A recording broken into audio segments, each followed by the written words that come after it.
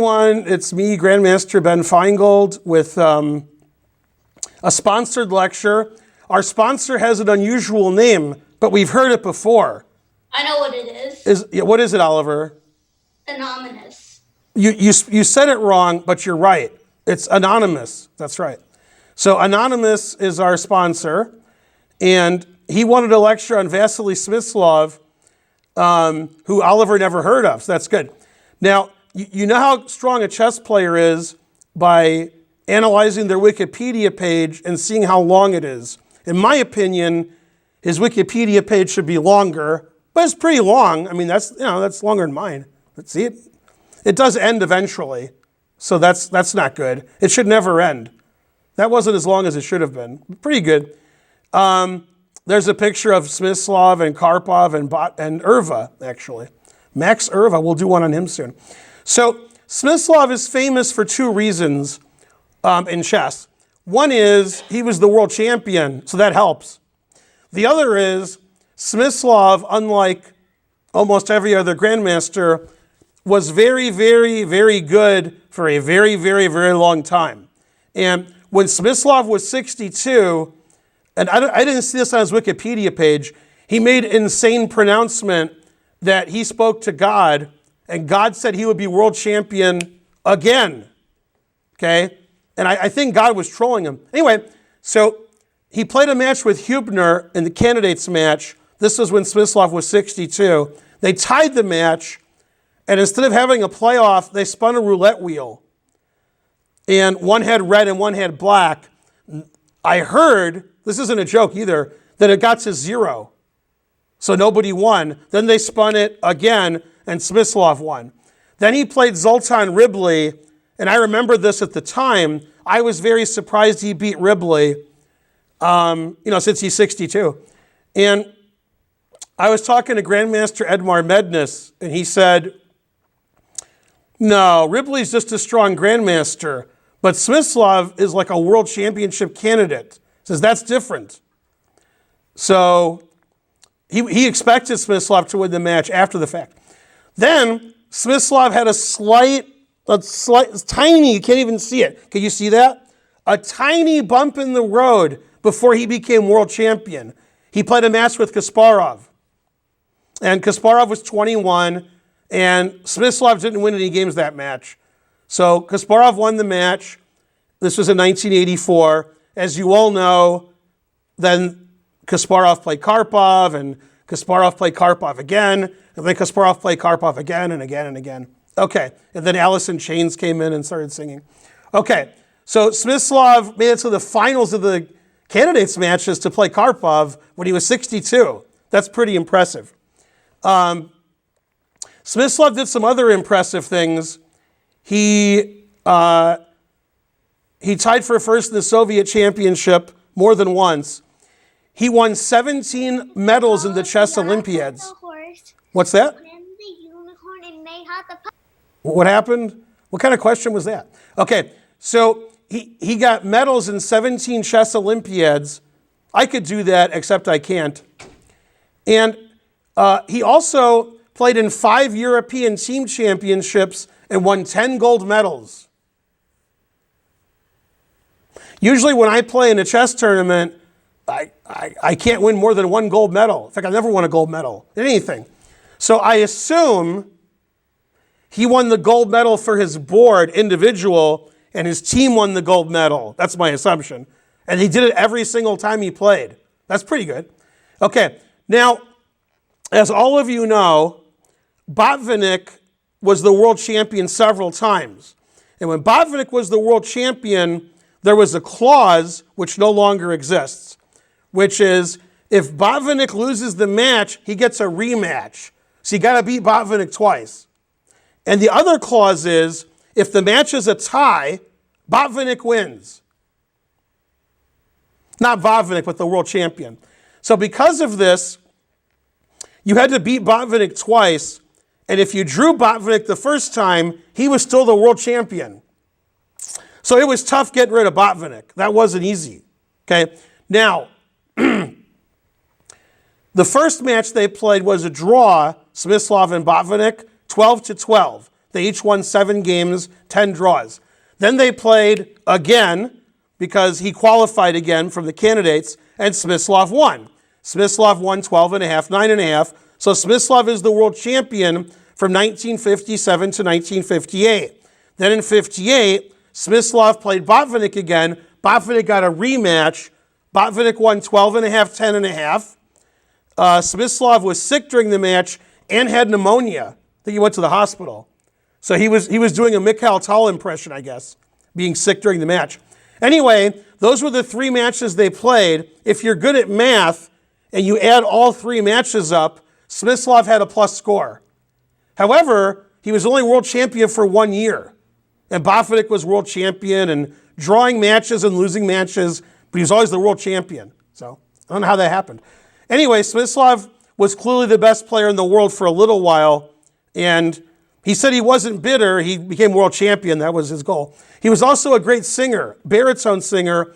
I heard him sing once. I think it was at a ceremony in the Netherlands, either the opening or the closing. Seemed like he was pretty good to me. Now, unlike other people that I lecture on, I've actually played Smyslov. And also I've played him twice. So we're going to talk about that. This is the chessgames.com stuff on Smyslov. That's a different picture of Smyslov. These are his notable games that they think are notable. World championship matches, strong tournaments he's played in or won, game collections, etc. And he lived a very long time. He died at the age of 89, and he died in 2010. So he played chess until basically the end of his life. He was always playing chess, and he was pretty good. He didn't, go from like number 5 in the world to number 1 million. He was still good, the last few years of his life. Okay, let's do something. Let's share this. There we go. All right, share. Hooray. Hooray for sharing. All right, can everybody see the chessboard? You guys have to say something. Somebody unmute. Yes. Good answer. All right, it was Yes. David. All right. Okay, so I'm going to show you 3 games today, and unlike my other lectures, one of the games is mine. My game with Smyslov actually has some importance. The game itself wasn't important, but it has importance in chess history, which we'll talk about at the end. So I could show you like 40 Smyslov games that are fantastic, but the lecture is only 45 to 55 minutes long, so I'm only going to show you 3. All 3 are famous, and one of the games, when I told my friend Aviv today, I'm lecturing on Smyslov, he insisted I show this one game. Not this one, another one. And somebody who knew I was lecturing on Smyslov said, well, obviously you're going to show this game, the one I'm showing you now. So all these games were recommended to me by the gawking rabble. All right, now this is Keres Smyslov. You may notice that black is on the bottom instead of white, and I always do that when it's the person I'm talking about. So if I'm analyzing your game, you at home, your pieces are on the bottom. That's you. Okay, now this was played in Zurich 53, which is a very famous tournament because it was a candidates tournament, and the winner of the tournament gets to play, a match with the world champion and matches and so forth. And actually, Smyslov won this tournament, which a lot of people don't know. They just know Bronstein wrote a great book on the tournament. Everybody was really good, but they don't know who won. This game was played near the end of the tournament when they were fighting for first place. That's why the game is so exciting. Now, usually when I show a game, or especially when another lecturer shows a game, and it's a checkmating attack, it's always somebody mates somebody sacrifices all their pieces, they win brilliantly, and everybody's happy. Okay, and this game is the opposite. It's opposite day. Defense. Recommended by Michael Douglas. Hopefully Oliver didn't get that joke. Okay, so this was played in Zurich 53. And what's funny is, I've said this a lot in my lectures, the game starts out very boring, and then it's not boring. It starts out boring, and then all heck breaks loose. Very heckful. Okay, so this isn't so interesting. This is just developing their pieces and castling. Looks like it's going to be a boring game. Okay, nothing's happening. The knight attacks the bishop. The bishop goes to f1. So it's amazing that Keres didn't win this game. Always play bishop f1. Okay, now, normally, if you're going to checkmate your opponent with the white pieces, you want your bishop on this diagonal.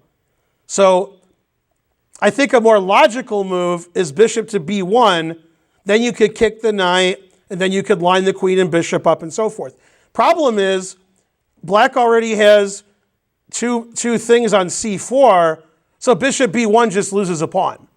Okay, now some of you like trying to learn would be like, so what? But 1953, bishop f1, defending the pawn. Hooray! Okay, knight e4. So black's moving forward. If it was black's move here, we could take the knight, and then nothing defends the a pawn. So white has to watch out for that.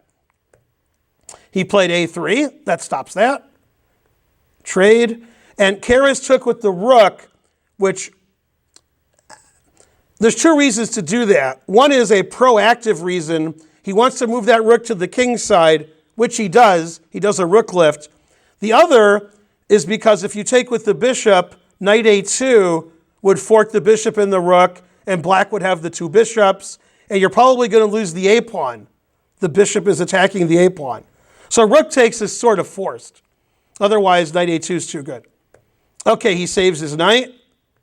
Knight e5. And I told you white was going to slide his rook over here and try to attack Smyslov's king. Okay, he's got two rooks, one for each of you. And he does. He plays rook h5. White's going to attack black's king. g6. He uses his other rook, a shocking move. Okay, now obviously, if you take the rook on h5, and I take the pawn, I'm threatening queen h7 mate. And if you have the book, Zurich 53 by Bronstein, I think he has like 7,000 pages of analysis on this position. I think you have to play rook e8 so your king can escape. And I read this book many times, but it was before all of you were born, including the people who were older than me. And I remember in one line, he was suggesting a4, bishop a3, so the king can't escape. But I remember there were pages and pages of analysis on white checkmating black, and black escaping, and black not escaping. Okay, and of course, that could happen, but that didn't happen. Could have happened. Instead, Smyslov took on c4. He's going to open up the center while his opponent's attacking on the flank. Rook takes h7 looks pretty dangerous. Now, I think after rook takes h7, white's probably losing, but I don't think at the chessboard you can analyze all the variations. You have to use your intuition. And if you asked me, what is Smyslov's style? What's his strength? It's a lot easier to answer if it's another world champion, another super grandmaster. With Smyslov, I would say his greatest strength was his intuition. And his nickname was the hand. That meant his hand just always made the right move. So if he had to attack, he would attack. If he had to defend, he had to defend. If he had to win the endgame, he'd win the endgame. And Smyslov was a very universal type of player. You couldn't just beat him by playing one style. So I always thought of Smyslov as a solid player, not reckless. Okay, that's the way I thought about Smyslov. And Smyslov was quoted as saying, if you play 40 good moves against me, you can draw. So I play 40 good moves. If you play 40 good moves, okay. But if you don't, then I'm going to beat you.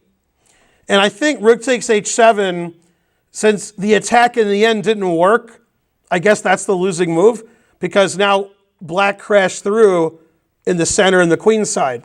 And although this looks dangerous, there's not really a specific threat. The bishop on f6 is doing a good job defending. Now, having said that, okay, I mean, probably trying to learn is probably getting really excited now because white's got that doubled rook on the h-file. That's pretty exciting for some people. Okay, Smyslov played c3, and the problem is the rook is overworked. So we can't take on c3 because the rook needs to defend this rook on h7. So for example, in the game, white played queen c1, trying to triple up on the bubble up. But if he takes this, then I could just take the bishop, and your rook is defending this rook, so you're just going to be down a piece. Okay, but Keres didn't care about that. He put the Keres and not caring. What about Karen? All right, he played queen c1. Can somebody unmute themselves for a second and tell me why Keres played queen c1? What's his next move going to be? To play queen h6. Queen h6 looks very scary. I agree. Also, I could be wrong about this. I'm going to guess I'm not wrong. I'm guessing I'm not wrong. I don't see why I'm wrong unless one of you guys does. I think white's threatening rook h8 check also. Bishop takes, queen h6, threatening queen h8 mate and queen h7 mate. Okay, and also queen h6 is going to be forced mate too. So that's pretty scary. Okay, he played queen takes d4. He's defending h8. Okay, and he's defending his pawn on c3. So black has crashed through in the center, and white has crashed through on the king side, and white's a pretty good player. And this is something that always scares me personally. If I'm playing on my stream, and I'm playing somebody rated 600, I'm like, well, I'll probably stop the attack somehow, and if I don't, maybe they'll stop their own attack because they're rated 600. But if I was playing Paul Keres, I would be really scared if I was black because I figure he has a forced win. That's why he's playing this way. He sees the attack down the h-file. Okay, and he played queen h6.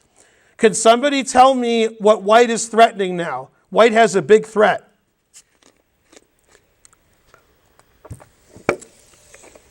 Make sure you unmute first so I can hear you. What is white threatening? He's threatening rook to g7 check. Rook g7 check, and then if you take it, queen h7 is mate. And also rook h8 check, and if you take it, queen h7 is mate. Man, the truth hurts. Okay, and that's tripling up, well, tripling up on the bubble up. And even if you have an engine and you're running your engine after the fact, you're analyzing the game, and you're like, I'm not impressed at all. My engine says black's doing great.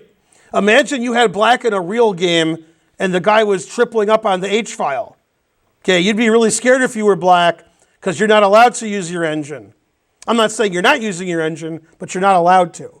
Okay, so if you have the black pieces here, you should be really scared because white's threatening two different checkmates and white's tripled on the h-file. Now the problem with white's position is he has to checkmate black because he gave up the rest of the board. He lost on the queen side, he lost to the center, and the c3 pawn's probably going to promote. So white has to checkmate black. If he doesn't, probably black will win. Okay, and he played rook fd8. This vacates the f8 square for the king. So all those checkmates I told you about, they're not there anymore. Okay, rook g7, that's not mate because king goes to f8. And this is rook h8's the same. It's not mate, king goes to f8. Okay, so rook d8 stops mate, and black is up one pawn? Black's up one pawn, and black's threatening to take the bishop and promote, and I don't see how white continues the attack. Because the queen and bishop on the diagonal really do a great job of defending g7 and h8. Okay, he played bishop c1. That seems sort of forced. Bishop g7, get that queen out of there. Gets the queen out of there. Queen f6. Obviously, the endgame is winning for black because black's won a pawn on the queen side.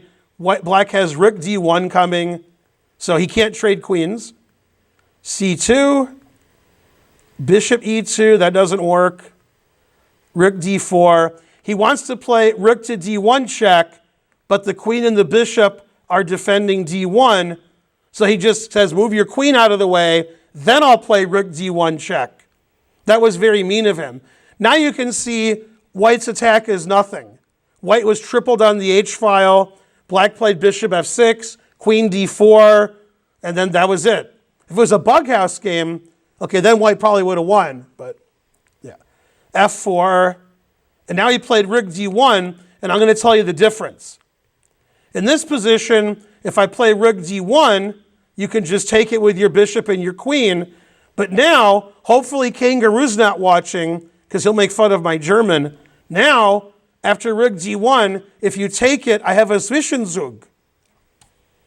Okay, and he did take it. What's the Zwischenzug that black played that didn't exist before the move F4?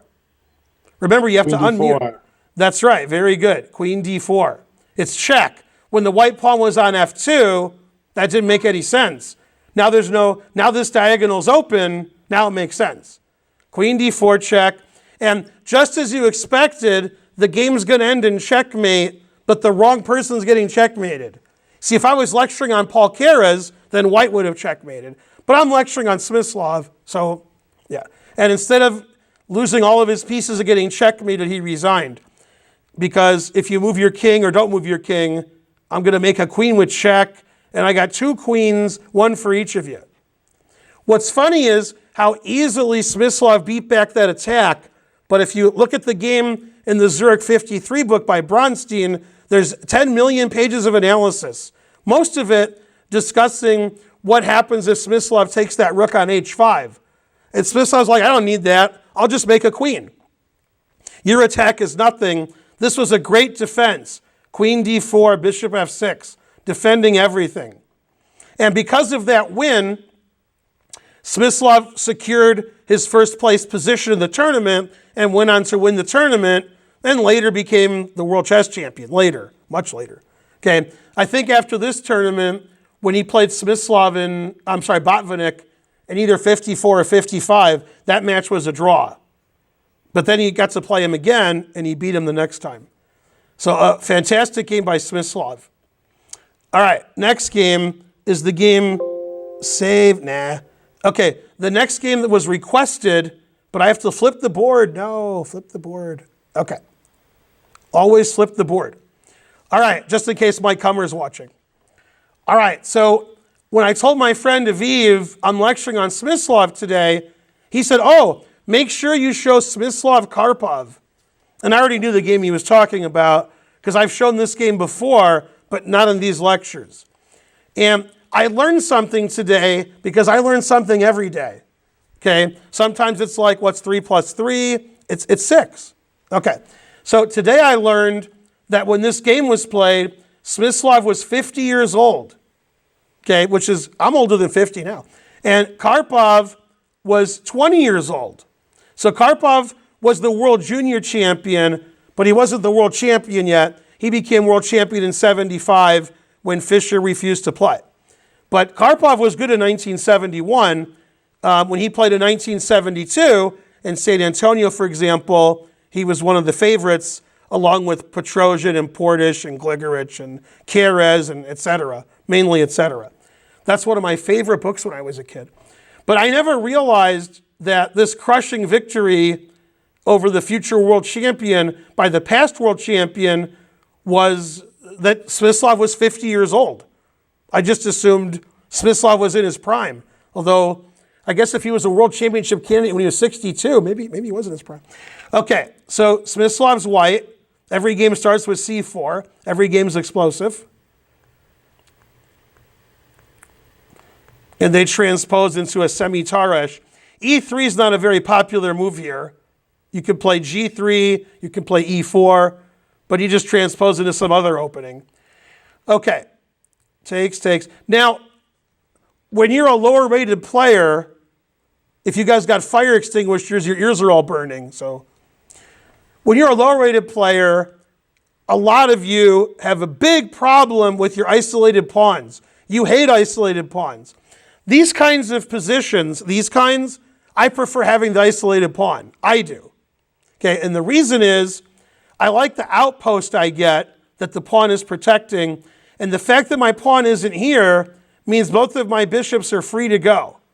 I have a pawn on the 4th rank. You don't have any pawns on the 4th rank. And because of that, your bishop on c8 is a little blocked. So to me, this is easier to play white. Now, I will play either side. And you can get these positions from the Nimzo Indian, the Carol Khan, the Queen's Gambit, Taresh. You can get these positions from different openings, these kinds of positions. In fact, I can get these kinds of isolated pawns from an exchange French, except the pawn would be here instead of on e6. I like those positions for white too. Okay. All right. So they developed their pieces because they were, they're world champions. So that's, okay. This isn't my stream. All right. And we have this very common position. And obviously, white has an isolated pawn. Maybe you don't like that. And black has this bishop on c8 that doesn't look very good. And as I've said on many of my streams before, many of my lessons and classes, when one piece is no good, it affects your other pieces. So when the bishop's not good, that means the rook's not good. If the bishop doesn't move, how's the rook going to get out? Conversely, this bishop, that's not being blocked. Okay, so he played rook e1. The rook is better on the half-open file than on f1. And he played his knight back to f6, which is an unusual move. And the reason he did that, I think he wants to play b6, bishop b7. But you have to watch out for knight takes knight. If the pawn takes, then the pawns are in front of each other. No advantage to black. Gets rid of the isolated pawn. If he takes with the queen, bishop e4 is annoying on this open diagonal. So b6 is what I want to play, but probably knight f6 is better. Then I'll play b6 later, and we're keeping an eye on this pawn. We can't take it right now because of this bishop h7 trick, which I'm sure you all know. I'll give you an example.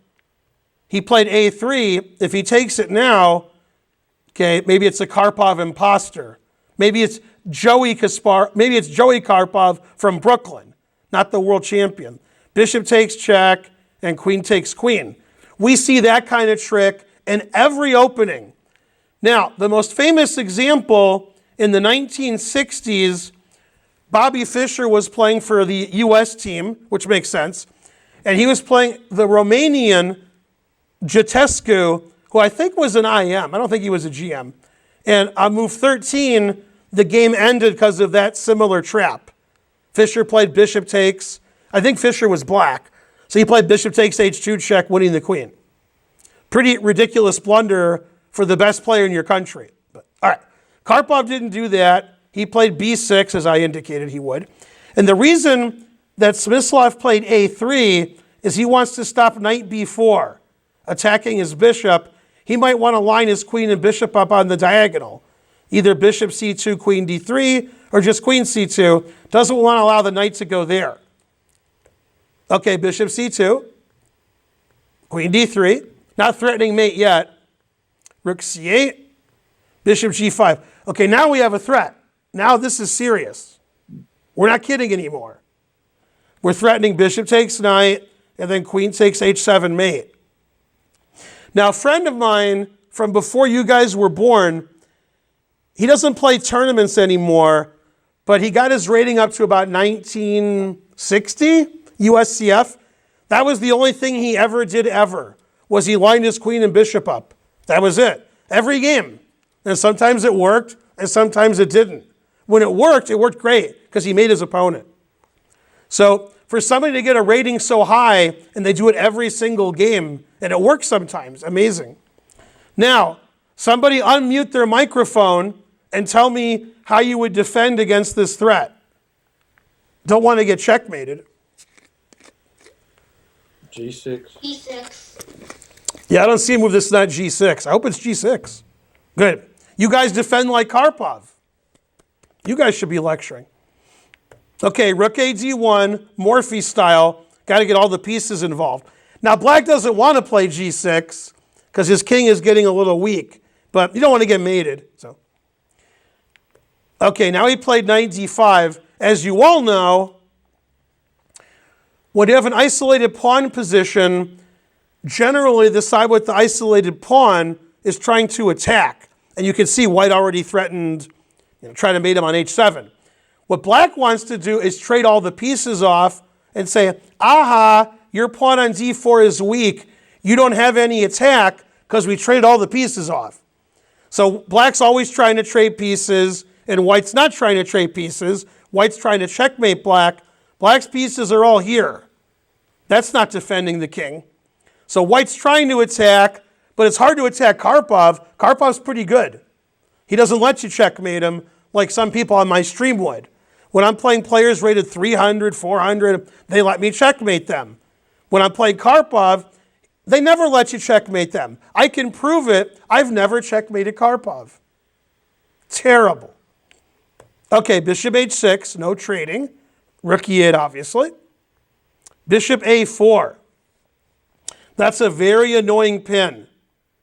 Okay, he's pinning the knight. The rook has nowhere to go. Can't move the knight. Can't move the rook. So that pin's pretty irritating.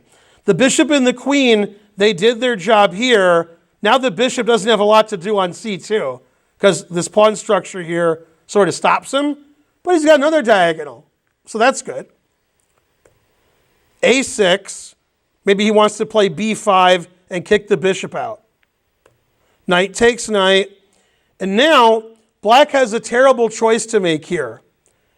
Either way he takes is bad.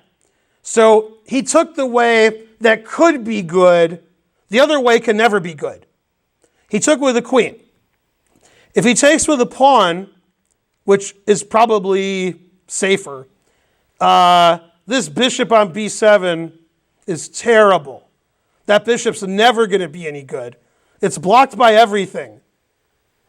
And if you ever want to break this pin, you have to make your bishop even worse behind all those pawns.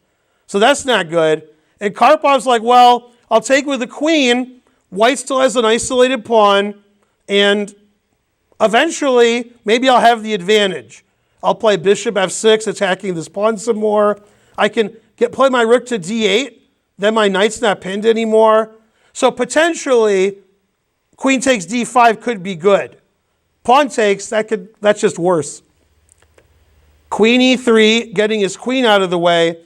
He's defending his bishop.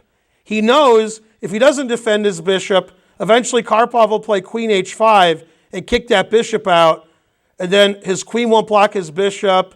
He can attack the d-pawn. So he pre-defends his bishop and gets his queen off the d3 square. This is actually an excellent move.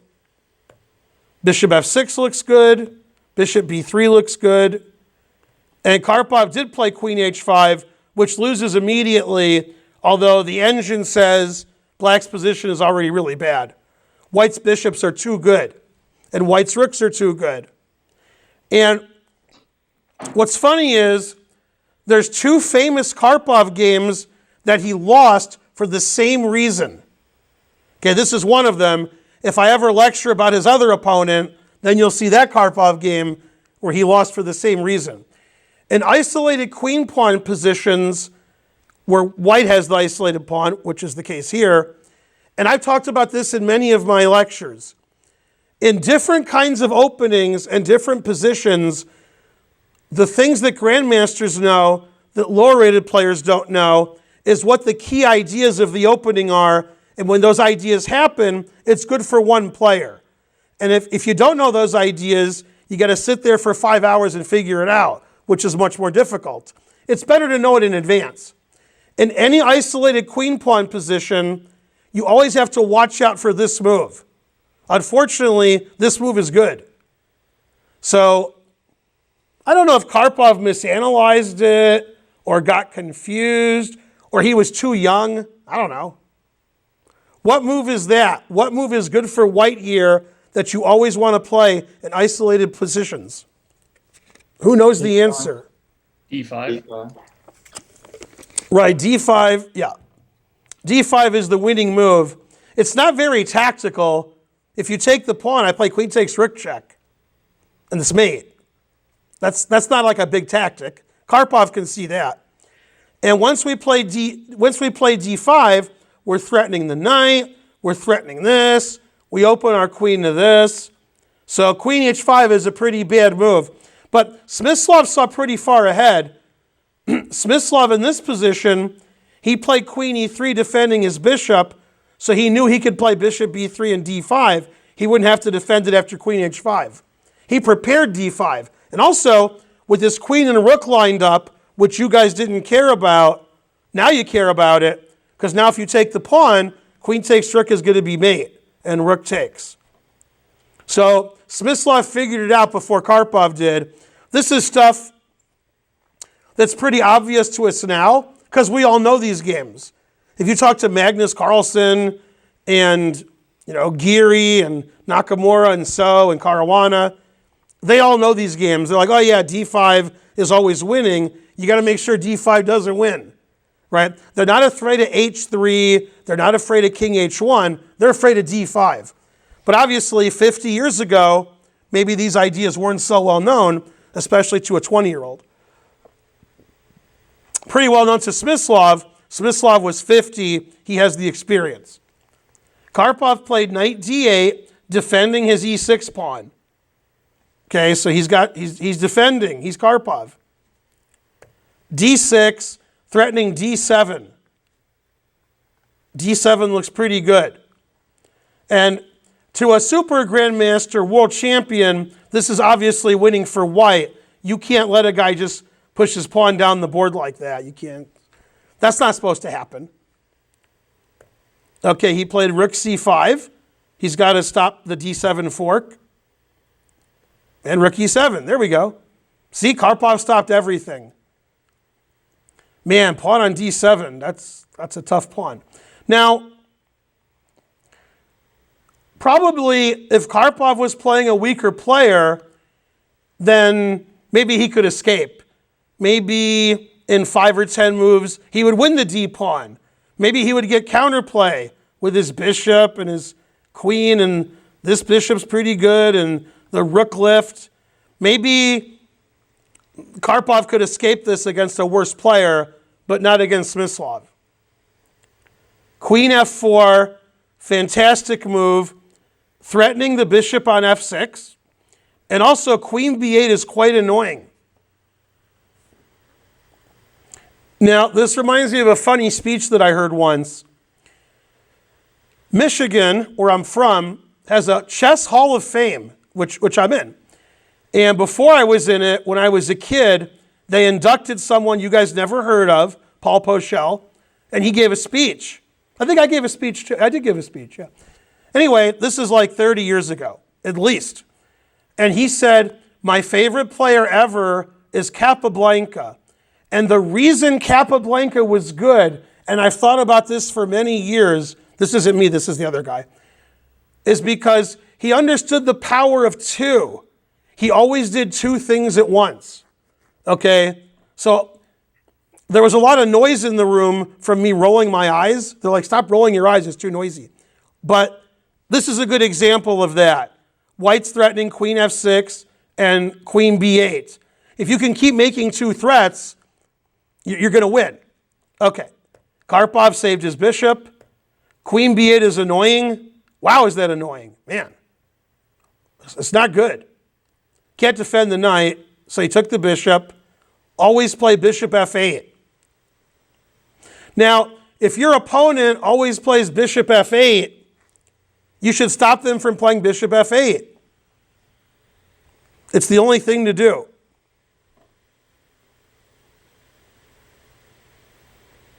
So what did Smyslov play here? Stopping bishop f8. Queen takes f8. Right. Oh, he played rook e3. I thought he played bishop f8. Queen f8. You tricked me. Your answer is good, by the way. Your answer is better than Smyslov's. Okay, he played rook e3, so his pawns wouldn't get doubled. No, anything but that.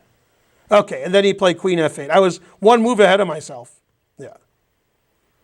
And now white's up a piece, so that's too much. So Karpov resigned. Although he could have played queen f8 the move before, but he would have had doubled pawns. So rook e3, solid. Then queen f8. And here, black gave up because black's down a piece. Not even to move 30. Couldn't make 30 moves against Smyslov, even though he was 20 and Smyslov was 50. But it's those life lessons you learn where you become better later. And what's funny is, I think it was Portish. Similar position later, like 1974, played d5 and crushed Karpov the same kind of way. Terrible. Come on, Karpov. All right, the last game is my favorite. Let's see if you guys can guess why. Somebody guess why. I didn't show you yet. You have to guess. Anyone? Anybody? Were you his opponent? That's correct. Very good. Okay. This is the game Feingold Smyslov. Now, normally, since Smyslov is I'm going to be at the bottom. This is my lecture. Rawr. Okay. Now, when this game was played, it was in August, so it was Lloyd's Bank. So I was 18 years old, but I would be 19 the next month. And Smyslov was 400 years old. I don't know, 500. Let's see, he was 50 and 71. So he's 67? Is that right? Yeah. All right, so I'm 18 and he's 67. And Lloyd's Bank is, in London, obviously. And they used to sponsor chess tournaments every year in the summer in London. They had a big open tournament with 1 billion grandmasters. Okay, so I figure I'll play. I'm a FIDE master. I can play. Now, the reason I'm showing you this game isn't because I played it. Oh, wait, yeah, it is. It's because the opening actually became important later, much later. So it's a queen c2 Nimzo, which I always play with white. And in this position, usually black plays e takes, Smyslov played queen takes. Now, a friend of mine who used to be my chess student, and now he teaches chess for a living, Jeff Ashton. He teaches kids down in Houston. He has a chess studio there, just kids. And he's about 2,300. The main move here is knight f3.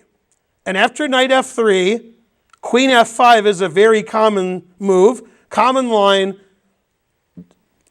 Hundreds, if not thousands, of grandmaster games have gone this way.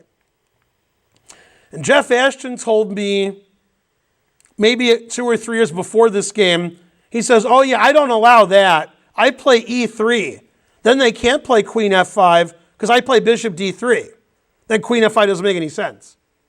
And I was like, oh, okay. So I played e3. I learned from my student.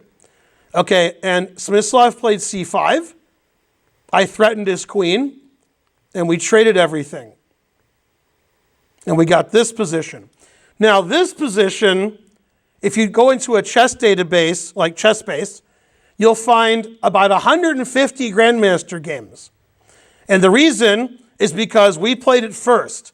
This is the first game ever played in this position, 1988. Between 1995 and now, there's 150 grandmaster games, including Kasparov, Anand, Kramnik, Carlsen, etc. So for some reason, this was never played before. Then Smyslov and I played it, and everybody plays it. I don't know why. And game 1 of the World Championship match at the World Trade Center between Kasparov and Anand also went this way.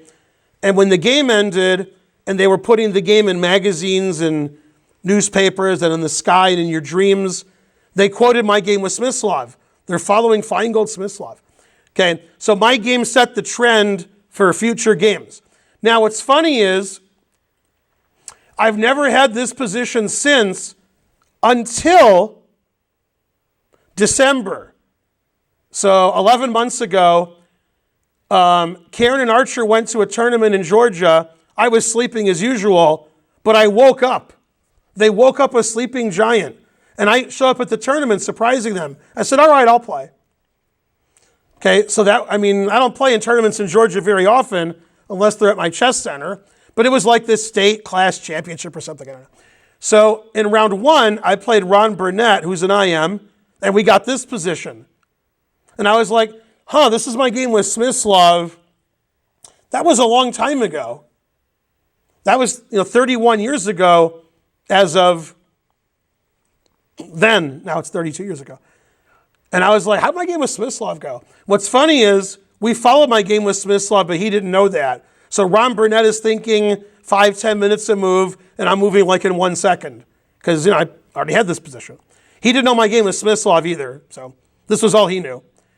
All right, so you can play castles, e5 or queen c5. I think Kasparov's played all of them, but Smyslov played e5. And this is my game with Ron Burnett also. And probably h3 is the right move, but I played queen b3 because I was afraid of Smyslov. Trade all the pieces off. Okay, and he did. This is also my game with Ron Burnett. Okay, rook e8. I don't think Ron played rook e8. No, Ron didn't play rook e8. I think Ron played bishop e6 attacking my pawn. Okay, so rook e8 defending his pawn, bishop b5, knight d7, takes, and I played rook a5 and offered a draw. Or maybe, no, he played f6 and he offered a draw. Right, now this was in 1988. If this game was played today, I would decline the draw and I would win easily. Easily. Do you guys know why I would win easily? Do you know why? Easily. Who knows why? Because never Black play played F6. F6. Never play f6 is one reason, but there's an even better reason. Why would I beat Smyslov today in this position? Because you put it on the engine over the weekend? No, because he died 10 years ago. That's why. Yeah, he died in 2010, so I could take him now. Okay, so he played f6. I didn't even have my never play f6 rule, and he offered me a draw. Now, I'm sure a lot of you guys would decline because a lot of you on YouTube, here, you've drawn world champions in slow chess all the time. But I was 18, so I hadn't drawn world champions all the time, so I accepted. The engine says I'm better. If you turn on Stockfish 12, which wasn't available in 2000, in 1988, it says white has an advantage. You're like 0.4. I mean, I have doubled isolated pawns, and he has isolated pawns. My bishop can't really do very much. Opposite colored bishops. I was 18. He was the world champion. He was 200 points higher rated than me, FIDE. So I was like, all right, that sounds like a good result. Now, what's funny is, actually, it's possible the game is in my house somewhere. I actually have a notebook from 80. But anyway, in 1984, I was in Moscow at a chess seminar for kids when I was 14. And I played Smyslov in a simultaneous, and I won. He was winning the whole game. Then he sacrificed the exchange for nothing. He really banged it out too. And then I just won easily. It was terrible. I guess he was tired from the simul. Also, about 5 months after this game, I got married for the first time, and Smyslov was at my wedding. I'm not even lying. And what's funny is, I don't think Smyslov knows that those three people were me. I don't think he knows the wedding, this draw, and the simul game. That was all me. I don't think he ever knew who I was. But I don't think I was important to him. But he was important to me. He was a world chess champion. So I remember all that stuff. So that's... At your wedding. What's that? Why was he at your wedding? Because I got married at a chess tournament, and he was playing in the chess tournament. So Smyslov was there, Nigel Short, and I don't think you've heard of Tony Costin, but if you have, he was there too. If you haven't heard of him, he wasn't there. I've heard of him. What, you heard of Tony Costin? Damn. Sure. Talk about, somebody you don't need to have heard of. Okay, but anyway, if you get married at chess tournaments, sometimes chess people show up. Sometimes. He probably didn't know. He probably just, somebody dragged him there. He didn't know. Nigel said, let's go. All right. So that was my game with Smyslov. He offered me a draw. What do you want me to do? I had to take it. Never take a draw. And if you guys at home ever draw a world champion, I'll almost forgive you. I won't, but almost. So I'll consider it. So Smyslov, basically for 6 decades, was a very strong grandmaster and world champion. He died at the age of 89. He played chess until the end. And even in his 60s, he was one of the best players in the world. And I mean, he played chess all over the world. He won gold medals in Olympiads, European team championships, won the Soviet championship, won the world championship, won candidates matches, won interzonals. Definitely one of the top 20 players of all time. I would sneak him in the top 15. Top 10, maybe. But 15, I would sneak him in. I'll sneak him in somewhere. So one of the greatest players who ever lived and one of my most formidable opponents. This is Grandmaster Ben Feingold. Please like and subscribe and watch more videos on our YouTube page. You can click here. Hopefully I'm pointing to it. And you can also go to my YouTube page, GM Benjamin Feingold, and watch the Twitch streams that Karen and I do on Twitch. Remember, do everything. And we'd like to thank our great sponsor, Anonymous. He sponsors a lot of lectures, or is it she? Well, this is Ben. I'll see you guys next time. Bye.